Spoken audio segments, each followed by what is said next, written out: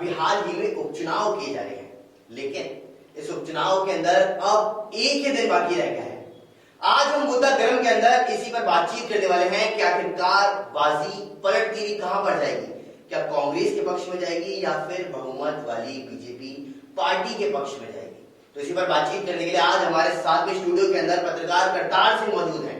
करतार जी, आपका स्वागत है स्टूडियो के अंदर। करतार जी, 150 पार्षद नगर निगम ग्रेटर के अंदर, एक तरफ देखा जाए तो बीजेपी का पलड़ा भारी, दूसरी तरफ देखा जाए तो कांग्रेस की बाड़ेबंदी और कहीं ना कहीं जोड़ तोड़ की स्थिति। तो आपको इस पूरे समीकरण को लेकर के अभी क्या कुछ लग रहा है, उस बारे में बताइए।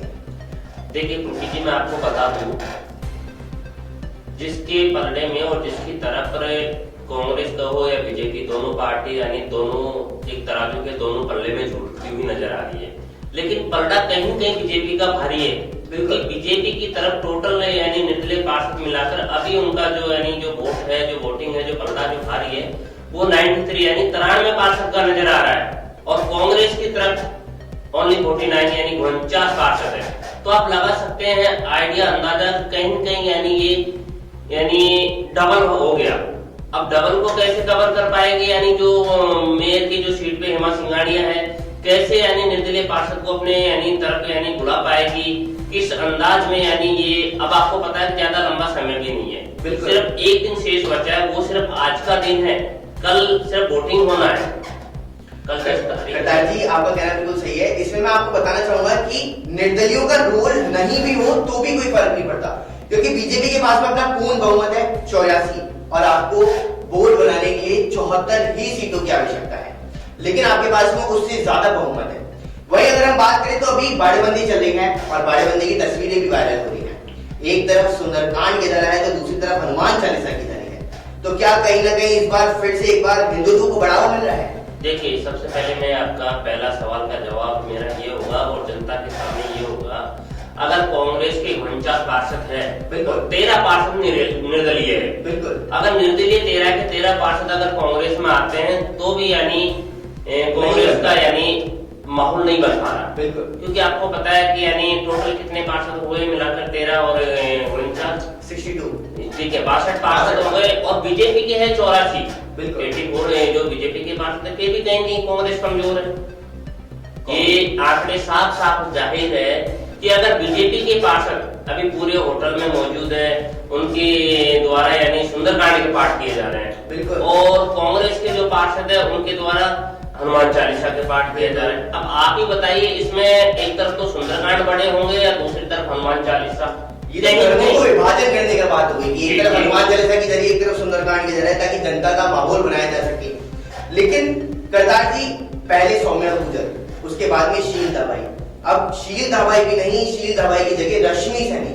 तो बीजेपी की ये जो अंदरूनी कलह है वो कहीं ना कहीं खुल करके तो उभर नहीं रही, लेकिन धीरे धीरे उभर करके सामने आ रही है। देखिए, इसमें कलह अपन नहीं कह सकते हैं और जनता भी ऐसा नजर आ रहा है, नहीं, जनता भी इसलिए नहीं कह सकती क्योंकि बीजेपी का जो घर परिवार है वो पूरी तरह से एक हो गया है। उन्होंने सहमति करके, जैसे हेमा सिंघानिया का कांग्रेस से टिकट फाइनल हुआ तो यानी ना तो शील दाबाई ना सौम्या गुजर और बाद बाकी उन्होंने सबने एक संगठित होकर रश्मि सैनी को चुन लिया है, ठीक है। कहीं कहीं इससे यानी कांग्रेस को झटका भी लगेगा और लगा हुआ भी है। अब आप इसमें समझ सकते हैं, कल तो अपन उसको कह सकते हैं जो अभी तक सचिन पायलट और गहलोत में भी सलाह मशूरा नहीं हुआ, तो वो कह सकते हैं ना। अभी ये कांग्रेस की राज है, कांग्रेस की सरकार है, इन्होंने सिटी पार्क तो यानी चालू कर दिया मानसरोवर के अंदर, अगर जनता की कमियां गिनाए तो। दूसरा, वहीं पर अगर सिपरापत रोड पे जो नाले के पास वसुंधरा सरकार के राज में बीजेपी सरकार में जो पार्क बना था, उसमें कहीं कहीं उस नाले में गंदगी शुरू हो गई दोबारा। क्यों? ये राज तो कांग्रेस का था ना, कांग्रेस को उसी हिसाब से उस पार्क को भी यानी साथ ही साथ सुंदरता के तौर पे चालू रहता तो ठीक रहता मेरे हिसाब से। कि अंदरूनी कला को छोड़िए, अब ये ग्रेटर नगर निगम महापौर का मामला है और बाद इसमें कहीं कहीं बीजेपी का पलड़ा भारी नजर आ रहा है। करतार जी, मेरा आखिरी सवाल, हेमा सिंघानिया या फिर रश्मि सैनी, इन दोनों में से देखा जाए तो दोनों ही प्रबल दावेदार हैं, दोनों जोड़-तोड़ की स्थितियां जानती हैं, लेकिन क्या लगता है आपको कि कल आखिरकार किसका पलड़ा ज्यादा भारी रह सकता है? देखिए, इसमें कहीं आपको पता है सुंदरकांड से घर में सुख शांति आती है, बिल्कुल। घर में कोई कलेश नहीं होता, ना कोई बाहर की विपदा आती है। इससे आप समझ सकते हैं बिल्कुल। और जनता भी समझ रही है। हनुमान चालीसा सिर्फ एक मन को शांति दे सकते हैं, ठीक है।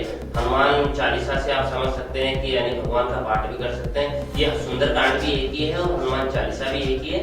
जो जिसकी श्रद्धा जैसी वैसा यानी सब पाठ कर रहे हैं, पूजा कर रहे हैं। ये तो आने वाला वक्त ही बताएगा कि ये राजनीति में यानी किसका प्रभाव भारी होता है और किसका कमजोर। लेकिन अभी तक जो चल रही है वोटिंग, जो जिस हिसाब से बाड़ाबंदी जगह जगह की जा रही है, जैसे अभी यानी कुछ देर बाद में यानी केसर चौराहा वहां मंडी रोड पे भी मीटिंग होने जा रही है। वहां भी प्रताप सिंह खाचरियावास जी पहुंच रहे हैं, कांग्रेस की तरफ से। लालचंद कटारिया जी वहां पहुंच रहे हैं, और क्या नाम अर्चना शर्मा जी वहां पहुंच रहे हैं, पुष्पेंद्र भारद्वाज जी भी वहां पहुंच रहा है। तो आपको पता है यानी ये मीटिंग हो रही है, हो सकता है रातों रात यानी किस तरीके का कैसा प्रभाव किस तरह हो जाए। लेकिन अभी तक जो यानी जनता के सामने जो आंकड़े अपने पास है, बिल्कुल। उसी में बीजेपी मजबूत होती हुई नजर आ रही है। आपका कहना बिल्कुल सही है कि बीजेपी मजबूत हो रही है और कल सभी के सामने स्थितियां इसकी साफ होती हुई नजर आएंगी कि आखिरकार कौन जीतता हुआ नजर आएगा और कौन हारता हुआ नजर आएगा। लेकिन कहीं ना कहीं अभी भी पलड़ा बीजेपी का ही भारी बताया जा रहा है। तो कल इस चुनावी दौर के अंदर क्या कुछ चुनाव प्रक्रिया रहेगी, चुनाव प्रक्रिया के साथ साथ वोटिंग किस प्रकार की रहेगी और किस प्रकार के नतीजे रहेंगे, हम आप सभी को न्यूज़ 19 के ऊपर जरूर रूबरू कराएंगे। तो फिलहाल इस रिपोर्ट के अंदर इतना ही। बने रहिए न्यूज़ 19 के साथ। नमस्कार।